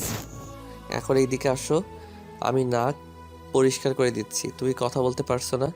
সৌন্দর্যের কথায় ফাতিহা লাফ দিয়ে এসে সৌন্দর্যের কোলে বসে। সৌন্দর্য সুন্দর করে এক হাতে ফাতিহাকে আগলে ধরে আরেক হাত দিয়ে ফাতিহার নাক পরিষ্কার করে দেয়। স্কুল থেকে এসে ফ্রেশও মনে হয়নি মেয়েটা। চুলগুলো সব অগোছালো হয়ে আছে। সব চুল নিজের হাতে সৌন্দর্য ঠিক করে দেয়। আসো, আমি ফ্রেশ করিয়ে দিচ্ছি। ফাতিহাকে নিয়ে ওয়াশরুমে যাওয়ার আগে দাদিকে কল দিয়ে বলে যায় ফাতিহার জন্য খাবার পাঠানোর জন্য। সৌন্দর্য ফাতিহাকে ফ্রেশ করিয়ে রুমে এসে দেখে টেবিলের উপর খাবার রাখা। মনে হয় সার্ভেন্ট এসে দিয়ে গেছে। খাবার নিয়ে ফাতিহার মুখের সামনে ধরতেই সৌন্দর্যের ফোনে কল আসে। এক হাতে কল রিসিভ করে আরেক হাতে ফাতিহাকে খাওয়াতে থাকে। তালহা কল দিয়েছে। রিসিভ করতেই তালহা বলে ওঠে, সৌন্দর্য কিছুই তো বললি না, তখন অমন কল পেয়ে তাড়াহুড়ো করে চলে গেলি। বাড়িতে সব ঠিক আছে? হ্যাঁ, সব ঠিকই আছে। তবে ফাতিহা, ফাতিহা কি হয়েছে? ফাতিহা ঠিক আছে তো? আগে আমায় বলতে দে ইয়ার, এত প্রশ্ন করছিস কেন? কার সাথে যেন আজ দেখা হয়েছে আর তিহা বলে ডেকেছে, তাই একটু ইমোশনাল হয়ে গেছি। তুই তো সব জানিসই। একটা দীর্ঘশ্বাস নিয়ে বলে সৌন্দর্য। আরে বাচ্চা মেয়েটা এখন ঠিক আছে? হুম। এসবের চক্করে তোর স্বাদের সিঙ্গারা খাওয়া হলো না। আফসোস হচ্ছে, কত কিছু করলি সিঙ্গারা খাওয়ার জন্য। আমাকে জোর করে পাঠালি রান্না করতে, সব বাদ দিলাম। নূর সিঙ্গারা বানালো, তুই তো খেতেই পারলি না। কি টেস্ট ছিল ভাই, মুখে লেগে থাকার মতো। আমি এত টেস্টি সিঙ্গারা আর খাইনি দোস্ত। উফ, ভালো করেছিস। তুই কি ভেবেছিস এমন রসকস লাগালে আমার লোল পড়বে? How funny. তোর জন্য দুইটা তুলে রেখেছি, আজকে আসবি, এসে খেয়ে যা, নাকি ফ্রিজে রেখে দিব, কোনটা? সৌন্দর্য বকা দিতে গিয়েও থেমে যায়, কারণ ফাতিহা খেতে খেতে সৌন্দর্যের দিকে তাকিয়ে আছে। সৌন্দর্য নিজেকে সংযত করে মিনমিনিয়ে বলে, মজা করা বাদ দিয়ে ফোন রাখ, নয়তো তো খবর আছে। আমি মজা করিনি দোস্ত, আসলেই তোর জন্য আফসোস হচ্ছে, এত টেস্টি সিঙ্গারা খেতে পারলি না। আরে সৌন্দর্য তালহাকে আর কিছু বলতে না দিয়ে কল কেটে দেয়। তুমি আমাকে না নিয়ে তালহা আঙ্কেলের বাড়িতে গিয়েছিলে? আমার একটু কাজ ছিল মাম। আমি খাবো না, তুমি হাত ছড়াও। তুমি আমাকে না নিয়ে গেলে কেন? মাম, পুরোটা শেষ করো খাবার। আমি ওই দিক দিয়ে আসার সময়ে তোমার তালহা আঙ্কেল আমাকে টেনে নিয়ে গেছে। আর তোমার তো ক্লাস ছিল, তুমি স্কুলে ছিলে, কি করে নিয়ে যাব বলো? আমি রেগে আছি। কি করলে রাগ ভাঙবে? আমাকে ঘুরতে নিয়ে যেতে হবে। আচ্ছা। পাক্কা? হুম, তবে আজ না, কাল নিয়ে যাব। Okay, and love you mister Wahid. Love you too mom. সকাল সকাল তৈরি হয়ে সোফায় বসে পা নাচাচ্ছে ফাতিহা। সে ঘুরতে যাবে, কি আনন্দ লাগছে তার। অনেকদিন কোথাও যাওয়া হয় না, আজ সে যাবে। কিন্তু অপেক্ষা তার সহ্য হচ্ছে না। সেই কখন থেকে অপেক্ষা করছে, সৌন্দর্যের আসার কোনো নাম গন্ধ নেই। সৌন্দর্যের দাদি ফাতিহার পাশেই বসে বসে পানের বাটা নিয়ে পান বানাচ্ছে। ফাতিহা তার দিকে তাকিয়ে বলে, উফ বুড়ি, তোমার জামা এখনো আসছে না কেন? এত টাইম লাগে? দেখো সাজতে এসে নতুন বউ পেয়ে যাবে আর তোমাকে ভুলে যাবে। দিন দিন পেকে যাচ্ছিস ফাতু বুড়ি। তোর কথা শুনে মনে হচ্ছে তুই আমার থেকেও বয়সে বড়। ফাতিয়া মুখ ভেঙিয়ে অন্যদিকে তাকায়। এর মধ্যে সৌন্দর্য গাড়ির চাবি হাতের আঙুলে ঘোরাতে ঘোরাতে শীষ বাজিয়ে ফাতিয়ার সামনে এসে দাঁড়ায়। ফাতিহা ঝটফট সোফায় উঠে দাঁড়ায়। সৌন্দর্য ঘুরে ফাতিয়াকে কাঁধে তুলে নেয়। তারপর দুইজন চলে যায়। গাড়ি নিয়ে সৌন্দর্য পার্কের ভিতর যাবে। এর মধ্যে ফাতিয়া হাওয়াই মিঠাই দেখে বায়না ধরে সে খাবে। যা বলবে বলবেই, সৌন্দর্য বারণ করেও মানাতে পারবে না। অজ্ঞতা গাড়ি থেকে নেমে যায় হাওয়াই মিঠাই আনার জন্য। যাওয়ার আগে ফাতিয়াকে বারণ করে যায় গাড়ি থেকে নামতে। ফাতিয়া সম্মতি দেয় সে গাড়ি থেকে নামবে না। ফাতিহা একটা বাচ্চাকে দেখে সৌন্দর্যের বলা গাড়ি থেকে না নামার কথাটা ভুলে যায়। মিষ্টি বাচ্চা মায়ের কোলে থেকে খিলখিলিয়ে হাসছে। এটা দেখে নেমে আসে। মহিলাটার পিছন পিছন যেতে থাকে, কিন্তু কিছু দূর যাওয়ার পরেই বাচ্চাটাকে হারিয়ে ফেলে ফাতিহা। গাড়ি থেকে অনেকটা দূরেও এসে গেছে। ফিরে আসার সময় 2-3টি কুকুরের ঘেউ ঘেউ শুনে তাকিয়ে দেখে ওর দিকেই তেড়ে আসছে। ফাতিহা ভয় পেয়ে উল্টো দিকে দৌড়াতে থাকে, কিন্তু কুকুরের সাথে পেরে উঠছে না। নূর আর ইসরাত কোচিং শেষ করে হেঁটেই বাড়ি ফিরছে। একটা বাচ্চাকে কুকুর দৌড়াচ্ছে এটা দেখে নূর দাঁড়িয়ে যায়। তারপর সে দৌড়ে যেতে থাকে। পেছন থেকে ইসরাত বারণ করছে যাওয়ার জন্য, কিন্তু নূর শুনছে না। যেই মেয়েটা 10 হাত দূরেও কুকুর দেখে ইসরাতের পেছনে গিয়ে দাঁড়িয়ে থাকে, সে কিনা এখন দৌড়াচ্ছে। নূর গিয়ে ফাতিহাকে কোমর ধরে তুলে অন্য পাশে নিয়ে আসে। নিজেকে সামলাতে না পেরে ফাতিহাকে নিয়েই পড়ে যায়। ফাতিহা পাপ্পা বলে চিল্লিয়ে ওঠে। নূর ফাতিহাকে ব্যথা পেতে দেয়নি, দুইজনই পড়ে গেছে। নূর একটু তাকিয়ে দেখে কুকুরগুলো ছুটে একটা ডাস্টবিনের কাছে চলে গেছে। এর মধ্যে সৌন্দর্য দৌড়ে এসে ওদের কাছে থামে। ফাতিহাকে প্রথমে নূরের উপর থেকে তুলে জিজ্ঞেস করে ঠিক আছে কিনা। ফাতিহা ভয়ে কিছু বলতে পারছে না, শুধু কেঁপে চলেছে। সৌন্দর্য ফাতিহাকে বুকে জড়িয়ে নেয়। তারপর নূরের দিকে তাকায়, নিজের হাত বাড়িয়ে দেয় ওঠার জন্য। এর মধ্যে ইসরাত ওদের কাছে এসে পড়ে।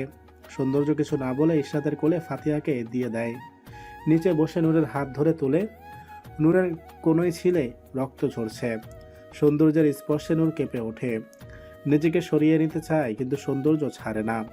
হাত ধরে গাড়ির কাছে নিয়ে যায়। গাড়িতে বসিয়ে ফার্স্ট এড বক্স নিয়ে নূরের পাশে বসে। ওষুধ দেখেই নূরের চোখের পানি ছলছল করতে থাকে। সৌন্দর্য তা ভালো করেই লক্ষ্য করে। চোখ দুটোকে মনে হচ্ছে কোনো গভীর সমুদ্র। সৌন্দর্য মনে মনে আওড়ায়, চোখ তো না, যেন কাউকে ধ্বংস করার ক্ষেপণাস্ত্র। সৌন্দর্য খুব যত্ন সহকারে নূরের কনুয়ে ওষুধ লাগিয়ে দিচ্ছে। নূর প্রথমে লাগাতে চায়নি জ্বলনির ভয়ে। সৌন্দর্যের হাত থেকে নিজের হাত ছাড়িয়ে নিতে চায়, কিন্তু সৌন্দর্যের শক্তির সাথে নূর পেরে উঠছে না। তার উপর আবার এক ধমক খেয়েছে সৌন্দর্যের কাজে ব্যাঘাত ঘটানোতে। সৌন্দর্যের চোখ রাঙানিতে আর কিছু বলার সাহস পায়নি নূর। একবার অবশ্য অসহায় দৃষ্টিতে ইশরাতের দিকে তাকিয়েছিল এই আশায় ইশরাত হয়তো নূরকে এই জল্লাদের হাত থেকে বাঁচাতে পারবে। কিন্তু বেচারি ইশরাত নিজেই সৌন্দর্যের ধমক শুনে গলা শুকিয়ে গেছে। ভয়ে চুপচাপ দাঁড়িয়ে আছে। সৌন্দর্য হাতে লেগে থাকা রক্ত পরিষ্কার করে দিয়ে ব্যান্ডেজ লাগিয়ে দেয়। নিজের কাজ শেষ করে ইশরাতের কোলে গুটিসুটি মেরে বসে থাকা ফাতিহার দিকে তাকায়। ফাতিহাকে ইশরাতের কোল থেকে ফাতিহাকে নিয়ে চোখের ইশারায় গাড়িতে উঠতে বলে। ততক্ষণে নূর নেমে যেতে নেয়। কেউ যেন আমার পারমিশন ছাড়া এক পাও না নড়ে। গম্ভীর কণ্ঠে বলা কথাটা নূরের অন্তরাত্মা কাঁপিয়ে দেয়। কণ্ঠে কি যেন একটা ছিল। নূর আর গাড়ি থেকে নামার মতো সাহস দেখায়নি। চুপচাপ গাড়িতে বসে। ইশরাতও তাড়াতাড়ি গিয়ে নূরের সাথে পিছনে বসে। সৌন্দর্য ওদের দিকে তাকিয়ে সামনের সিটে ফাতিহাকে বসিয়ে দেয়। মাথার চুলগুলো ঠিক করে কপালে অধর ছুঁয়ে জানতে চায় পানি খাবে মাম। ফাতিহা এখনও মৃদু কাঁপছে। সৌন্দর্য আশ্বাস দিয়ে বলে, ভয় পাই না, তুমি না আমার ব্রেভ গার্ল। কিছু হয়নি, সব ঠিক আছে, নিজেকে শান্ত করো। তারপর নিজে ড্রাইভিং সিটে বসে ফাতিহাকে পানি দেয়। ফাতিহা এক ঢোক খেয়েই রেখে দেয়।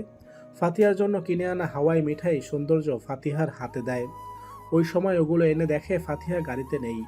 হাওয়াই মিঠাই গাড়িতে রেখে এদিক ওদিক খুঁজতে থাকে। তারপর ফাতিহাকে কুকুরের থেকে বাঁচানোর জন্য দৌড়ে দিয়ে যাওয়ার আগেই নূর তাকে বাঁচিয়ে নেয়। সৌন্দর্য একটা দীর্ঘশ্বাস ছাড়ে। তারপর ফাতিহাকে কোলে তুলে নিয়ে বলে, মাম বিজি, আমি তোমাকে গাড়ি থেকে নামার কারণ বা ওই জায়গায় পৌঁছানোর জন্য কিছুই বলবো না, সো কাঁপাকাঁপি অফ করো। নূর আর ইসরাত সামনে থাকা দুজনের কথোপকথন নীরব দর্শক হয়ে শুনে ও দেখে চলেছে। নূরের বিশ্বাস করতে কষ্ট হচ্ছে এই লোকটা এত কোমল করে কথাও বলতে পারে। সৌন্দর্য গাড়ি চালু করার আগেই ফাতিহা মিনমিনিয়ে বলে, আমি ওই আন্টিদের কাছে যাব। কি বললে? আমি ওদের কাছে গিয়ে বসবো। হাত দিয়ে নূরদের দিকে দেখিয়ে বলে ফাতিহা। সৌন্দর্য পেছনের দিকে তাকিয়ে মাথা নাড়িয়ে সম্মতি জানায়। সৌন্দর্য সম্মতি জানাতে দেরি, ফাতিহা সিটের উপর দিয়ে লাফালাফি করে ওদের কাছে যাওয়ার দেরি হয়নি। আরে মাম, কি করছে? সব ব্যথা পাবে তো। ফাতিহা ততক্ষণে দুজনের মাঝখানে জায়গা করে নিয়ে নূরের কাছে ঘেঁষে ও বসে পড়েছে। সৌন্দর্য আর তেমন কিছু বলেনি। গাড়ি চালাতে চালাতে ওদের দুজনের বাড়ির ঠিকানা জানতে চায়। ইশরাত ঠিকানা বলে দেয়। ফাতিহা দুজনের সাথে গল্প জুড়ে দিয়েছে, ওদের নামও জেনে নিয়েছে। ইশরাত গল্প করার মাঝে মাঝে অন্যমনস্ক হয়ে পড়ে। তার বিশ্বাস হচ্ছে না এইসব কিছু। সৌন্দর্যের মেয়ে এটা কিছুতেই মানতে পারছে না। দেখে তো মনে হয় অবিবাহিত, তার কিনা এত বড় একটা মেয়েও আছে। অবাক করা বিষয়। সারা রাস্তা তিনজন মিলে কথা বলতে বলতে যায়। যদিও বা নূরের গলা তেমন কানে আসেনি সৌন্দর্যের। ফাতিহা আর ইশরাতই জোরে জোরে কথা বলছে। গাড়ির লুকিং গ্লাসে তিনজনের হাস্যোজ্জ্বল মুখ ভেসে ওঠে। সৌন্দর্য তা গাড়ি চালাতে চালাতে অবলোকন করে। ইশরাতকে নূরের আগে তাদের বাড়ির সামনে নামিয়ে দেয়। ওই দিক দিয়ে নূরদের বাড়ি ইশরাতদের বাড়ির পরে, তাই নূর গাড়িতেই বসে রয়। নূরের বাড়ির সামনে এসে গাড়ি থামালে নূর নামতে নিবে, কিন্তু তার ওড়নায় টান পড়ায় পেছনে ঘুরে তাকায়। ফাতিহা নূরের ওড়না টেনে ধরে নূরের দিকে তাকিয়ে আছে। আমাকে তোমাদের বাড়িতে নিবে না? সৌন্দর্য ফাতিহাকে বলে। মাম, কি বলছো? নূর মুচকি হেসে বলে, তুমি যাবে আমার বাড়ি? ফাতিহা মুচকি হেসে সম্মতি দেয়, সে যাবে নূরের বাড়ি। আচ্ছা তাহলে আসো। না, আমি তো ফান করেছি, যাব না। কেন? আসো। আরেকদিন আসবো। Good bye. বলেই আবার সামনের সিটে চলে আসে। নূর সৌন্দর্যের দিকে তাকিয়ে বাড়ির ভিতর হাঁটা দেয়।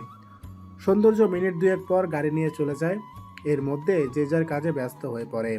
সময়ের ধারা তার নিজ গতিতে চলে। নূরদের এইচএসসি পরীক্ষা শেষ হয়ে রেজাল্টও দিয়ে দেয়। গত 2 বছরের মধ্যে সবচেয়ে ভালো রেজাল্ট করেছে নূর। পুরো বোর্ডে নূর প্রথম। নূর তার আশানুরূপ রেজাল্ট পেয়েছে। ইশরাতও ভালো করেছে। নূরের মতো না হলেও ইশরাতও ভালো ছাত্রী। ভর্তি পরীক্ষা দিয়ে নূর আর ইশরাত একই ভার্সিটিতে চান্স পায়। এর মধ্যে ওদের সাথে আরও কয়েকজন চান্স পেয়েছে। নূর আর ইশরাত খুব খুশি। জীবনেও ভাবেনি একসাথে থাকতে পারবে, একই ভার্সিটিতে চান্স পাবে।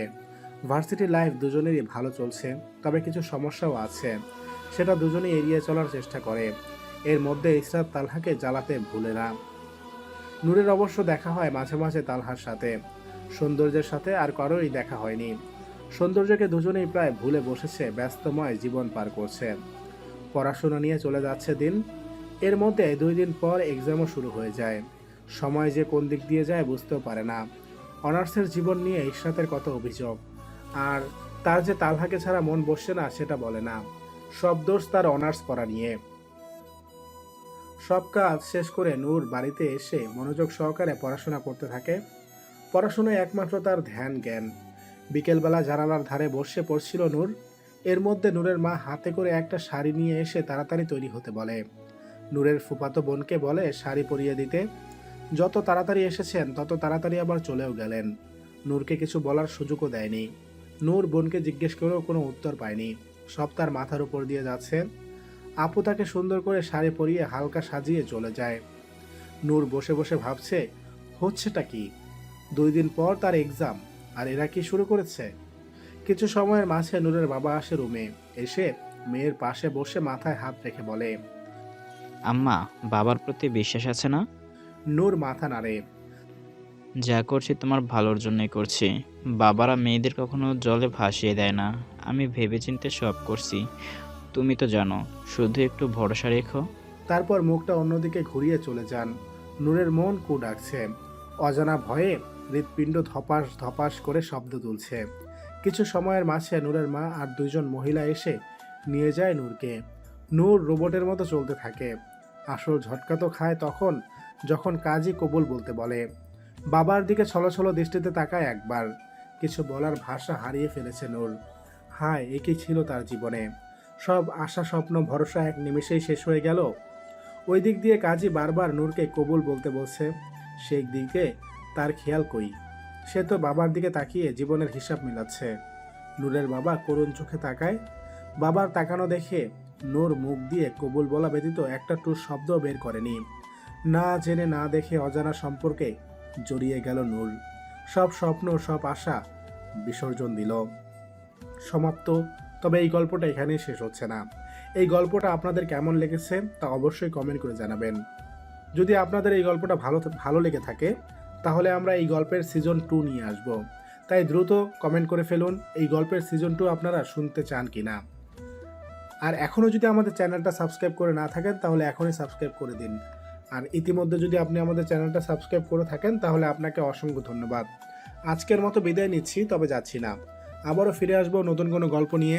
সে পর্যন্ত সবাই সুস্থ থাকবেন, ভালো থাকবেন। আল্লাহ হাফেজ।